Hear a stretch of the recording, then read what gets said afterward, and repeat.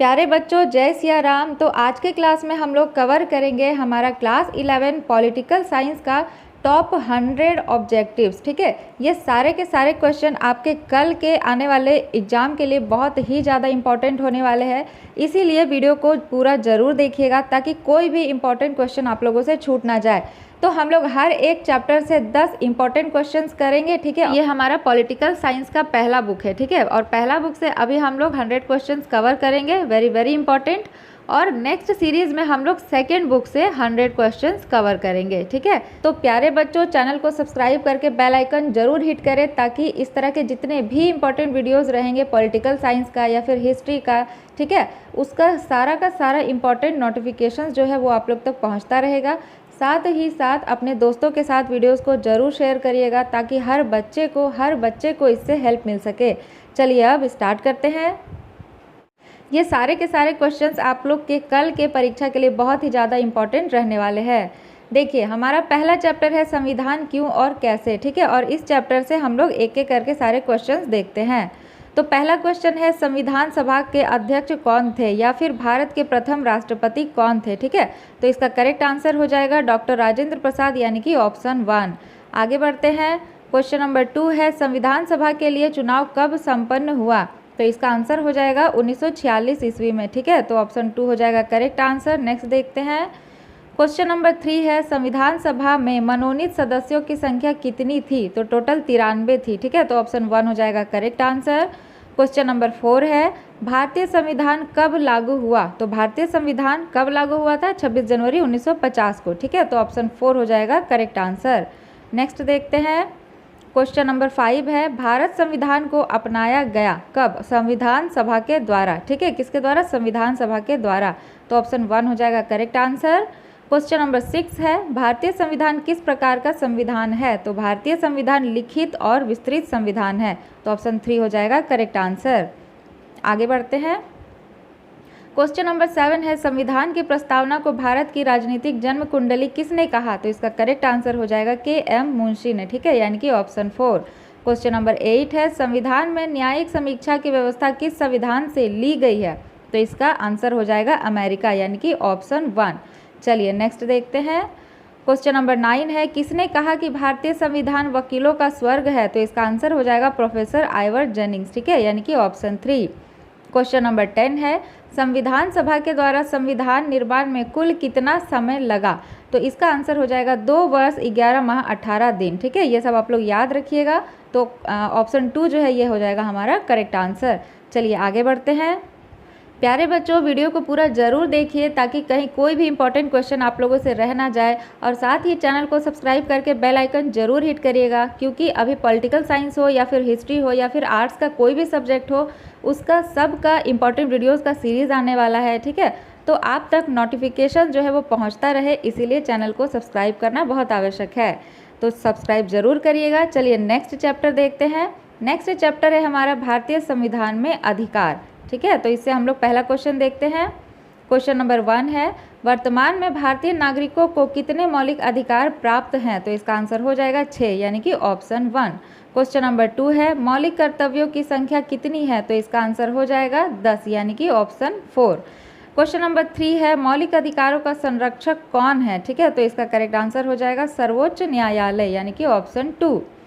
Question number 4 है, संपत्ति का अधिकार निम्न में से किस वर्ग में आता है। तो इसका करेक्ट आंसर क्या हो जाएगा, विधिक अधिकार। ठीक है, यानी कि ऑप्शन 1। आगे बढ़ते हैं। क्वेश्चन 5 है, सर्वप्रथम किस देश के संविधान में मौलिक अधिकारों का समावेश किया गया था। ठीक है, तो इसका आंसर हो जाएगा सोवियत संघ, यानी कि ऑप्शन 3। चलिए नेक्स्ट क्वेश्चन देखते हैं। क्वेश्चन नंबर 6 है, सोवियत संविधान में मौलिक अधिकारों और कर्तव्यों का समावेश कब किया गया था। तो इसका करेक्ट आंसर हो जाएगा 1936 ईस्वी, यानी कि ऑप्शन 2। आगे बढ़ते हैं। क्वेश्चन 7 है, मौलिक अधिकारों को लागू करने के लिए किसके द्वारा रीट जारी की जाती है। तो इसका आंसर हो जाएगा उच्चतम न्यायालय, यानी कि ऑप्शन 3। प्यारे बच्चों, नेक्स्ट क्वेश्चन देखते हैं। क्वेश्चन नंबर 8 है, मौलिक अधिकार भारतीय संविधान के किस भाग में वर्णित है। तो इसका आंसर हो जाएगा भाग 3, यानी कि ऑप्शन 2। क्वेश्चन नंबर 9 है मौलिक अधिकारों के संशोधन में कौन सक्षम है? तो इसका करेक्ट आंसर हो जाएगा संसद, ठीक है, यानी कि ऑप्शन 4। चलिए आगे बढ़ते हैं। क्वेश्चन नंबर 10 है भारतीय संविधान में मौलिक कर्तव्यों को किस संशोधन के द्वारा सम्मिलित किया गया है? तो इसका करेक्ट आंसर क्या हो जाएगा? इसका करेक्ट आंसर हो जाएगा ऑप्शन 3, 42वें संशोधन में, ठीक है। चलिए नेक्स्ट क्वेश्चन देखते हैं। तो अब हम लोग देखेंगे थर्ड चैप्टर जिसका नाम है चुनाव और प्रतिनिधित्व, ठीक है। तो प्यारे बच्चों, आप सब में से किनका सब्जेक्ट जो है वो इंग्लिश इलेक्टिव या फिर हिंदी इलेक्टिव है, आप लोग कमेंट बॉक्स में ज़रूर बताइएगा। और साथ ही आप लोग सुंदर सुंदर कमेंट करके ये भी बताइएगा कि आप लोग कहाँ से इस वीडियो को देख रहे हैं। चलिए क्वेश्चन नंबर 1 देखते हैं। संविधान के किस धारा के अंतर्गत निर्वाचन आयोग का गठन किया जाता है? तो इसका करेक्ट आंसर हो जाएगा ऑप्शन 2, 324, ठीक है। चलिए आगे देखते हैं। क्वेश्चन नंबर 2 है किन संवैधानिक संशोधन द्वारा भारत में मताधिकार की आयु 21 वर्ष से घटकर 18 वर्ष कर दी गई है? ठीक है, तो इसका आंसर हो जाएगा ऑप्शन 1, 61वें संशोधन। ऑप्शन 3 है भारत के चुनाव आयोग में मुख्य चुनाव आयुक्त सहित कुल कितने सदस्य हैं? तो इसका करेक्ट आंसर हो जाएगा ऑप्शन 1, 3, ठीक है। आगे बढ़ते हैं। क्वेश्चन नंबर 4 है राष्ट्रीय ध्वज, राष्ट्रगान या संविधान का निरादर करने पर कोई व्यक्ति कितने वर्ष तक चुनाव नहीं लड़ सकता है? तो इसका आंसर हो जाएगा पूरे 6 वर्ष, यानी कि ऑप्शन 2। क्वेश्चन 5 है मतदाताओं के लिए तस्वीर रहित पहचान पत्र को किस वर्ष से अनिवार्य कर दिया गया? तो इसका आंसर हो जाएगा 1993, यानी कि ऑप्शन 1। क्वेश्चन नंबर 6 है राजनीतिक दलों को कौन मान्यता देता है? ठीक है, तो इसका आंसर हो जाएगा निर्वाचन आयोग, यानी कि ऑप्शन 4। क्वेश्चन नंबर 7 है महिलाओं को सबसे पहले मताधिकार किस देश ने दिया? तो इसका करेक्ट आंसर हो जाएगा न्यूजीलैंड, यानी कि ऑप्शन 2। क्वेश्चन नंबर 8 है व्यावसायिक प्रतिनिधित्व का सबसे बड़ा समर्थक कौन है? तो इसका आंसर हो जाएगा GDH कोल, यानी कि ऑप्शन 4। आगे बढ़ते हैं। क्वेश्चन नंबर 9 है किसने सावधान किया कि यदि चुनावों में भ्रष्टाचार होगा तो क्रांति हो जाएगी? इसका आंसर हो जाएगा अरस्तू, यानी कि ऑप्शन 2। क्वेश्चन नंबर 10 है किसने राजनीति क्षेत्र में महिला प्रतिनिधित्व को उचित माना? तो इसका आंसर हो जाएगा JS मिल, यानी कि ऑप्शन 4। चलिए नेक्स्ट क्वेश्चन देखते हैं। अब नेक्स्ट चैप्टर 4 जिसका नाम है कार्यपालिका, इससे हमारा फर्स्ट क्वेश्चन है राज्य के शासन में केंद्र का प्रतिनिधि किसे कहा गया है? अथवा राज्यों के शासन में किसे केंद्र का अभिकर्ता या प्रतिनिधि कहा जाता है? तो इसका करेक्ट आंसर क्या हो जाएगा? ये हो जाएगा हमारा राज्यपाल, यानी कि ऑप्शन 2। क्वेश्चन नंबर 2 है कितने एंग्लो इंडियन सदस्यों को राष्ट्रपति लोकसभा में उचित प्रतिनिधित्व देने के लिए मनोनीत करते हैं? तो इसका करेक्ट आंसर हो जाएगा ऑप्शन 2, ठीक है। क्वेश्चन नंबर 3 है भारत के राष्ट्रपति का चुनाव कितने वर्षों के लिए होता है? बताइए कितने वर्षों के लिए होता है? तो 5 वर्षों के लिए होता है, यानी कि ऑप्शन 3 हो जाएगा करेक्ट आंसर। क्वेश्चन नंबर 4 है भारत में मनोनयन करने का अधिकार किसको है? तो इसका करेक्ट आंसर हो जाएगा राष्ट्रपति, यानी कि ऑप्शन 1। क्वेश्चन नंबर 5 है संघीय कार्यपालिका की व्याख्या संविधान के किस भाग में की गई है? तो इसका आंसर हो जाएगा भाग 5, यानी कि ऑप्शन 4। चलिए आगे बढ़ते हैं। क्वेश्चन नंबर 6 है भारतीय संविधान के अनुसार देश का प्रथम नागरिक कौन होता है? तो इसका आंसर हो जाएगा सेकंड नंबर, यानी कि राष्ट्रपति। क्वेश्चन नंबर 7 है संसदीय प्रणाली में एक मंत्रिमंडल होता है जिसका मुखिया होता है प्रधानमंत्री, ठीक है, तो ऑप्शन 4 हो जाएगा करेक्ट आंसर। प्यारे बच्चों क्वेश्चन नंबर 9 है निम्नांकित में किस देश की कार्यपालिका एक मिनट, क्वेश्चन नंबर 8 छूट गया। क्वेश्चन नंबर 8 है राज्यपाल की नियुक्ति कौन करता है? तो इसका आंसर हो जाएगा राष्ट्रपति, ठीक है, तो ऑप्शन 3 हो जाएगा करेक्ट आंसर। क्वेश्चन नंबर 9 है निम्नांकित में किस देश की कार्यपालिका का अध्यक्ष नाम मात्र का है? तो उसका आंसर हो जाएगा भारत, यानी कि ऑप्शन 1। क्वेश्चन नंबर 10 है राष्ट्रपति बनने के लिए न्यूनतम आयु क्या होना चाहिए? तो इसका करेक्ट आंसर है ऑप्शन 3, 35 वर्ष, ठीक है। चलिए नेक्स्ट चैप्टर देखते हैं, चैप्टर 5 जिसका नाम है विधायिका, ठीक है। तो ये जितना भी क्वेश्चन है ना, ये हमारा फर्स्ट बुक से चल रहा है, हम लोग सेकेंड बुक का भी सीरीज जल्दी लाएंगे। चलिए नेक्स्ट क्वेश्चन देखते हैं। क्वेश्चन नंबर 1 किसी राज्य विधानसभा के सदस्यों की न्यूनतम संख्या कितनी हो सकती है? तो इसका करेक्ट आंसर हो जाएगा 60, यानी कि ऑप्शन 3। क्वेश्चन नंबर 2 है भारत का उपराष्ट्रपति किसका पदेन सभापति होता है? तो इसका आंसर हो जाएगा राज्यसभा, यानी कि ऑप्शन 2। क्वेश्चन नंबर 3 है प्रधानमंत्री की नियुक्ति कौन करता है, तो इसका करेक्ट आंसर हो जाएगा ऑप्शन 3 राष्ट्रपति। ठीक है। क्वेश्चन नंबर 4 है लोकसभा अध्यक्ष अपना त्याग पत्र किसको देता है, तो इसका आंसर हो जाएगा लोकसभा उपाध्यक्ष को, यानी कि ऑप्शन 2 हो जाएगा करेक्ट आंसर। ठीक है, चलिए आगे बढ़ते हैं। क्वेश्चन 5 है भारत में किसी विधेयक को धन विधेयक कौन प्रमाणित करता है, तो इसका आंसर हो जाएगा लोकसभा अध्यक्ष, यानी कि ऑप्शन 3। क्वेश्चन नंबर 6 है लोकसभा में बहुमत वाले दल का नेता कौन होता है, तो वो होता है प्रधानमंत्री, तो ऑप्शन 3 हो जाएगा करेक्ट आंसर। क्वेश्चन नंबर 7 है कोई मंत्री जो सांसद या विधायक नहीं है उसे कितने समय में सांसद या विधायक होना अनिवार्य होगा, तो उसका आंसर हो जाएगा 6 माह, यानी कि ऑप्शन 2। चलिए आगे बढ़ते हैं। क्वेश्चन नंबर 8 है राज्यसभा को धन विधेयक पास करने के लिए कितना समय दिया गया है, तो इसका आंसर हो जाएगा 14 दिन, यानी कि ऑप्शन 2। नेक्स्ट देखते हैं। क्वेश्चन नंबर 9 है किसी राज्य के विधानसभा में अधिकतम कितने सदस्य हो सकते हैं, तो इसका आंसर हो जाएगा 500, यानी कि ऑप्शन 4। क्वेश्चन नंबर 10 है लोकसभा के सदस्य को दल बदलू घोषित करके उसे सदन की सदस्यता से वंचित करने का अधिकार किसके पास है, तो इसका आंसर हो जाएगा लोकसभा का अध्यक्ष। ठीक है, ऑप्शन 2 हो जाएगा करेक्ट। चलिए नेक्स्ट चैप्टर देखते हैं। अब नेक्स्ट चैप्टर है न्यायपालिका। इससे हमारा पहला क्वेश्चन है न्यायपालिका का कार्य है क्या है, तो कानूनों का क्रियान्वयन। ठीक है, तो ऑप्शन 2 हो जाएगा करेक्ट आंसर। क्वेश्चन नंबर 2 है भारत में न्यायपालिका है स्वतंत्र, तो ऑप्शन 4 हो जाएगा करेक्ट आंसर।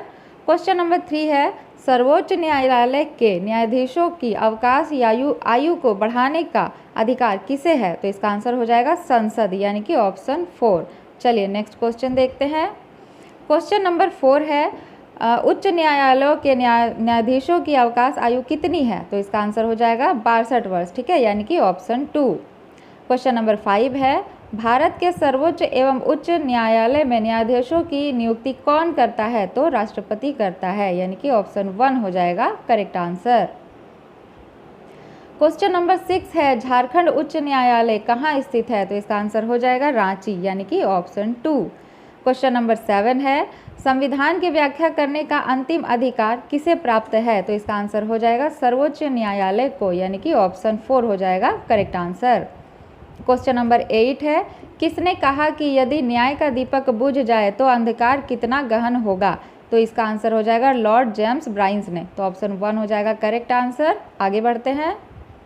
अब चैप्टर 7 है जिसका नाम है संघवाद। इस चैप्टर से हमारा सबसे पहला क्वेश्चन है सिक्किम का किस वर्ष भारतीय संघ में विलय हुआ, तो इसका आंसर हो जाएगा 1975, यानी कि ऑप्शन 4। चलिए नेक्स्ट देखते हैं। क्वेश्चन नंबर 2 है अविष्ट शक्तियाँ किसे प्राप्त है, तो इसका आंसर हो जाएगा केंद्रीय सरकार को, यानी कि ऑप्शन 1। क्वेश्चन नंबर 3 है किसके अनुसार संघ शासन का अर्थ है कमजोर शासन, तो इसका आंसर है A.V. डाइसी, यानी कि ऑप्शन 2। चलिए नेक्स्ट देखते हैं। क्वेश्चन 4 है निम्न में से कौन समवर्ती सूची का विषय है, तो इसका आंसर है विवाह और तलाक, यानी कि ऑप्शन 1। क्वेश्चन नंबर 5 है राज्य के लिए आवश्यक कितने तत्व होते हैं, तो इसका आंसर हो जाएगा 4, यानी कि ऑप्शन 5। ठीक है, सॉरी ऑप्शन 1 जो है वो करेक्ट आंसर हो जाएगा। चलिए नेक्स्ट देखते हैं। क्वेश्चन नंबर 6 है भारतीय संविधान में वर्णित समवर्ती सूची किस देश के संविधान से ली गई है, तो इसका आंसर हो जाएगा ऑस्ट्रेलिया से, यानी कि ऑप्शन 4। क्वेश्चन नंबर 7 है भारतीय नागरिकता का विषय किस सूची में आता है, तो इसका आंसर हो जाएगा संघ सूची में, तो ऑप्शन 1 हो जाएगा करेक्ट आंसर। नेक्स्ट देखते हैं। क्वेश्चन नंबर 8 है केंद्र राज्य संबंध में विवाद का एक कारण रहा है क्या, तो इसका आंसर हो जाएगा राज्यपाल का पद, यानी कि ऑप्शन 3 हो जाएगा करेक्ट आंसर। क्वेश्चन नंबर 9 है संविधान के प्रावधानों को देखते हुए भारत क्या है, तो इसका आंसर हो जाएगा संघ, यानी कि ऑप्शन 3 हो जाएगा करेक्ट आंसर।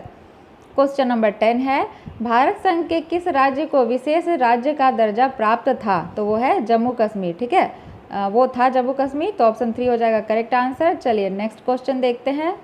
चैप्टर 8 जिसका नाम है स्थानीय शासन। ठीक है, क्वेश्चन नंबर 1 है पंचायतों के चुनाव कितने वर्ष में होते हैं, तो इसका आंसर हो जाएगा 5 वर्ष, यानी कि ऑप्शन 2।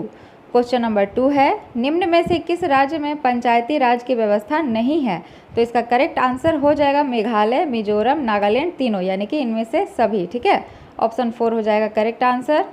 क्वेश्चन नंबर 3 है, ग्राम पंचायतें निम्न में से कौन सा शुल्क लगा सकती है? तो इसका करेक्ट आंसर हो जाएगा वाहन शुल्क, प्रवेश शुल्क, बाजार शुल्क या फिर इनमें से सभी। तो करेक्ट आंसर हो जाएगा ऑप्शन 4। आगे बढ़ते हैं।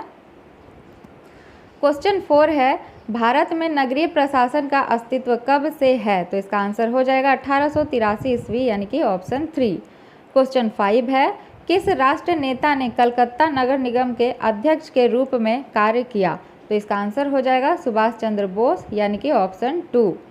क्वेश्चन नंबर 6 है, पंचायती राज दिवस कब मनाया जाता है? तो इसका आंसर हो जाएगा 24 अप्रैल, ऑप्शन नंबर 3। चलिए नेक्स्ट देखते हैं।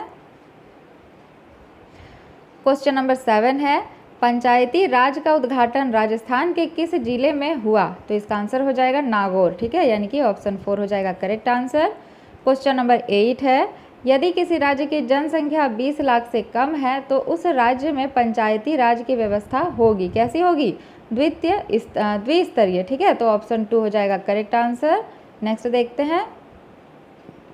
क्वेश्चन नंबर 9 है, संविधान की 11वीं अनुसूची में पंचायतों के अधिकार क्षेत्र में आने वाले कितने विषयों का उल्लेख किया गया है? तो टोटल 29, तो ऑप्शन 4 हो जाएगा करेक्ट आंसर। क्वेश्चन नंबर 10 है, भारतीय संविधान के किस संशोधन में पंचायती राज संस्थाओं को संवैधानिक आधार प्रदान किया गया है? तो इसका आंसर हो जाएगा ऑप्शन 1, 73वें संशोधन में, ठीक है। आगे बढ़ते हैं। अब चैप्टर 9 है जिसका नाम है संविधान एक जीवंत दस्तावेज, ठीक है। पहला क्वेश्चन देखते हैं। पहला क्वेश्चन है, किसने कहा कि इस संविधान सभा ने इस संविधान पर अंतिमता व त्रुटिहीनता की मुहर नहीं लगाई है? तो इसका आंसर हो जाएगा डॉक्टर BR अम्बेडकर ने, ठीक है, ऑप्शन 2 हो जाएगा करेक्ट। क्वेश्चन 2 है, भारतीय संविधान भारत को वर्णित करता है राज्यों का संघ, यानी कि ऑप्शन 4 हो जाएगा करेक्ट आंसर। क्वेश्चन नंबर 3 है, भारतीय संविधान की संशोधन प्रक्रिया कैसी है? तो इसका आंसर हो जाएगा सरल एवं कठोर, यानी कि ऑप्शन 4। क्वेश्चन 4 है, संविधान को एक पवित्र दस्तावेज किसने कहा है? तो इसका आंसर हो जाएगा BR अम्बेडकर, यानी कि ऑप्शन 3। चलिए नेक्स्ट देखते हैं। क्वेश्चन 5 है, कानूनों का एक ऐसा दस्तावेज जिसके आधार पर सरकार का स्वरूप निश्चित होता है, क्या कहलाता है? ये कहलाता है संविधान, यानी कि ऑप्शन 3। नेक्स्ट देखते हैं। क्वेश्चन 6 है, कोई भी संविधान संशोधन बिल किसकी स्वीकृति के बाद ही प्रभावशाली माना जाता है? तो इसका आंसर हो जाएगा ऑप्शन 4, राष्ट्रपति। क्वेश्चन नंबर 7 है, कौन सा संविधान जजों के हाथ का खिलौना होता है? तो वो है कठोर संविधान, यानी कि ऑप्शन 2। क्वेश्चन नंबर 8 है, संविधान के रिवाज पदबंध की रचना किसने की थी? तो इसका आंसर हो जाएगा A.V. डाइसी, यानी कि ऑप्शन 4 हो जाएगा करेक्ट आंसर, ठीक है। नेक्स्ट देखते हैं। क्वेश्चन 9 है, एक अच्छे संविधान की विशेषता है, क्या है? सर्वव्यापकता, यानी कि ऑप्शन 1 हो जाएगा करेक्ट आंसर। क्वेश्चन नंबर 10 है, भारतीय संविधान का अनुच्छेद 370 संबंधित है जम्मू और कश्मीर से, तो ऑप्शन 4 हो जाएगा करेक्ट आंसर। आगे बढ़ते हैं। चैप्टर 10 जिसका नाम है संविधान का राजनीतिक दर्शन। पहला क्वेश्चन है, भारतीय संविधान का निम्न में से कौन सा गांधीवादी सूत्र है? तो इसका आंसर हो जाएगा पंचायतों का गठन, कुटीर उद्योगों का विकास, अस्पृश्यता का निषेध, और करेक्ट आंसर हो जाएगा इनमें सभी, ठीक है, यानी कि ऑप्शन 4। क्वेश्चन 2 है, निम्न में से किस देश का संविधान जनवादी दर्शन पर आधारित है? तो इसका आंसर हो जाएगा ब्रिटेन, अमेरिका, फ्रांस, यानी कि इनमें सभी, ठीक है। नेक्स्ट देखते हैं। क्वेश्चन 3 है, कब भारत को एक निरपेक्ष राज्य घोषित किया गया? इसका आंसर हो जाएगा 1976, यानी कि ऑप्शन 2। क्वेश्चन 4 है, भारतीय संविधान का आधारभूत दर्शन क्या है? तो इसका आंसर हो जाएगा लोकतांत्रिक समाजवाद, यानी कि ऑप्शन 2 हो जाएगा करेक्ट आंसर। क्वेश्चन 5 है, संविधान सभा के किस सदस्य ने समाजवाद का समर्थन किया था? तो इसका आंसर हो जाएगा जवाहरलाल नेहरू, यानी कि ऑप्शन 3। क्वेश्चन नंबर 6 है, पूर्ण स्वराज्य का आह्वान किसने किया था? तो इसका आंसर हो जाएगा जवाहरलाल नेहरू, ऑप्शन 1, ठीक है। नेक्स्ट देखते हैं। क्वेश्चन नंबर 7 है, किसने कहा कि व्यक्ति की स्वतंत्रता व मर्यादा उदारवाद का सार या उसकी आत्मा है? तो इसका आंसर हो जाएगा L.T. हॉबहाउस, यानी कि ऑप्शन 2 हो जाएगा करेक्ट आंसर। क्वेश्चन 8 है, किस विद्वान ने भारतीय संविधान को समाजवादी दस्तावेज कहा? तो इसका आंसर हो जाएगा ग्रेनविल ऑस्टिन, यानी कि ऑप्शन 1। क्वेश्चन नंबर 9 है, भारतीय संविधान के किस अनुच्छेद में संशोधन की प्रक्रिया का वर्णन है? तो इसका आंसर हो जाएगा अनुच्छेद 368, ठीक है। तो ऑप्शन 2 हो जाएगा करेक्ट आंसर। आगे बढ़ते हैं प्यारे बच्चों, हमारा लास्ट क्वेश्चन नंबर 10 है, किसका कथन है कि यदि समय के साथ संविधान नहीं बदला तो क्रांति हो जाएगी? ये कथन है लॉर्ड टीवी मैकाले का। और प्यारे बच्चों, आप लोगों के लिए ये जानना बहुत ही ज़्यादा इम्पॉर्टेंट है, बहुत ही ज़्यादा आवश्यक है कि ये जो लॉर्ड टीवी मैकाले है ना, ये वही राक्षस है जिसके वजह से हमारे भारत का शिक्षा व्यवस्था पूरी तरह से नष्ट हो गया। ये वही जानवर है जिसने कहा कि अगर भारत को पीछे करना है ना तो पहले भारत की शिक्षा व्यवस्था को नष्ट करो, और ये राक्षस अपनी चाल में कामयाब भी हो गया। देखिए, पहले हमारे यहाँ गुरुकुल चलते थे, है ना, हमारे भारत में पहले गुरुकुल होते थे। हमारी शिक्षा व्यवस्था जो है पूरी तरह धार्मिक थी, हमें हमारा सनातन धर्म बताया जाता था, हमें हमारे भगवान के बारे में बताया जाता था। लेकिन ये मैकाले जो है ना, इसने कहा कि अगर भारत जो है वो बहुत विद्वान है, भारत विश्व गुरु है, अगर भारत को पीछे करना है तो भारत की शिक्षा व्यवस्था को नष्ट करना होगा। और ये वही जानवर था जिसने भारत में अंग्रेजी शिक्षा को लागू किया था, ठीक है। तो आप लोग को ये जानना बहुत ही ज़्यादा ज़रूरी है कि किस तरह से इन लोगों ने हम लोग के मतलब मानसिक प्रवृत्ति को ही नष्ट कर दिया था, ठीक है। किस तरह से ये लोग हमारा ब्रेन वॉश करते थे, और आज भी हम लोग इनके गुलाम ही हैं, क्योंकि हम लोग आज भी तो अंग्रेजी ही बोलते हैं ना। इसीलिए आप लोग से कहते हैं प्यारे बच्चों कि ज़्यादा से ज़्यादा प्रयास करिए हिंदी बोलने का, क्योंकि संस्कृत और हिंदी जो है ना वो हमारी मातृभाषा है, ना कि अंग्रेजी। अंग्रेजी तो गुलाम बनने के बाद हम लोग बोलने लगे ना, अंग्रेजी और उर्दू। इसीलिए ज़्यादा से ज़्यादा आप लोग हिंदी और संस्कृत का ही प्रयोग करिए।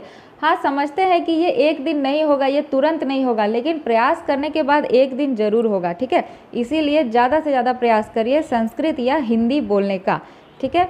तो इसी के साथ हमारा VVI क्वेश्चन जो है ये कंप्लीट हो गया है, ऑब्जेक्टिव क्वेश्चंस। जल्दी मिलते हैं हम लोग नेक्स्ट क्लास में।